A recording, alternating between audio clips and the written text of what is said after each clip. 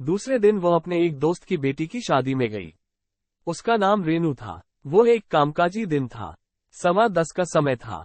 एक तरफ उन लोगों के लिए बुफे तैयार था जिन्हें ऑफिस जाने की जल्दी थी। दूल्हा दुल्हन पर जैसे ही आखिरी अक्षत गिरी, सबके पांव बुफे की तरफ मुड़ गए। देखते ही देखते लंबी लाइन लग गई। लाइन खत्म होने का इंतजार करती हुई मैं मासी के पास खड़ी हो गई जो बर्तन बटोर रही थी। बार बार लाइन में खड़ा ना होना पड़े इसके लिए कई लोग थाली में बहुत ज्यादा खाना डाल रहे थे। लेकिन ऑफिस के लिए जल्दी और लंच का समय करीब होने की वजह से कई लोग अपनी थाली में का पूरा खाना खत्म नहीं कर रहे थे। किसी तरह 4 निवाले चीमट कर उन्होंने थाली बटोर रही मौसी को थमा दी। उस मौसी का चेहरा एकदम उतर गया। थाली इतनी भरी हुई होती थी कि मौसी उसे तुरंत कूड़ेदान में खाली नहीं करती थी, बल्कि थाली में रखे भोजन पर निराश दृष्टि से देखती, फिर कचरे के डिब्बे में खाली करती थी। मैं अपना भोजन समाप्त करने तक उस मौसी का अवलोकन कर रही थी। धीरे धीरे अपना खाना खत्म किया और अपनी थाली मौसी के हाथ में थमा दी।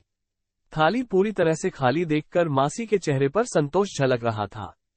मैंने मासी से पूछा, मैं पीछे से देख रही थी, डिश में रखा खाना कूड़ेदान में डालने में आपको काफी परेशान हुई होगी। क्या ऑफिस के कर्मचारी आपको पूरा खाना देते हैं? मासी उदास होकर बोली, मुझे मिल जाता है, लेकिन गांव में मेरे बच्चे भूखे हैं। दरअसल हम किसान हैं, लेकिन खेत में हमारा पेट नहीं भर पाता था, इसलिए हम शहर आ गए काम देखने के लिए। रहने के लिए अच्छी जगह कहीं नहीं मिलती थी, इसलिए बच्चों को गांव रखा है। उनके दादी और दादाजी रहते हैं उनके साथ। वहां सब भूखे हैं और इधर इतना सारा खाना बर्बाद हो रहा है। इसका काफी दुख हो रहा है मुझे। मासी एक निवाला निगलते हुए कहने लगी। ऐसा लग रहा था जैसे वह अपना सारा दुख मेरे सामने रखना चाहती हो। हम किसान हैं, ये गेहूं, चावल और सब्जियां उगाने के लिए हमें कितना कष्ट होता है वो तुम लोगों को क्या पता, और शहर वाले आराम का खाना फेंक देते हो।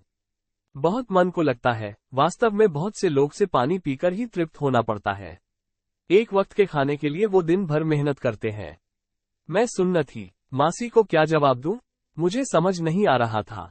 मैं मुस्कुराते हुए वहां से चली गई। जी, मेरा नाम अन्नू है, पूरा नाम अन्नपूर्णा, और ये कहानी मैंने आपको सुनाई है। उस दिन के बाद मैं अपने नाम का मान रखने लगी और खाने को कभी फेंकने की मेरी हिम्मत ही नहीं हुई। ये कहानी सिर्फ मेरी या उस गरीब मौसी को नहीं है, ये कहानी देश 2 हिस्सों में बटे लोगों की है, जिसमें एक समूह के लोग जिन्हें आसानी से जरूरत से ज्यादा खाना मिलता है, और एक हिस्से के लोगों को दिन भर की मेहनत के बाद भी भरपेट खाना नसीब नहीं होता। हमें ऐसे लोगों के लिए कुछ करना चाहिए, और अगर ज्यादा कुछ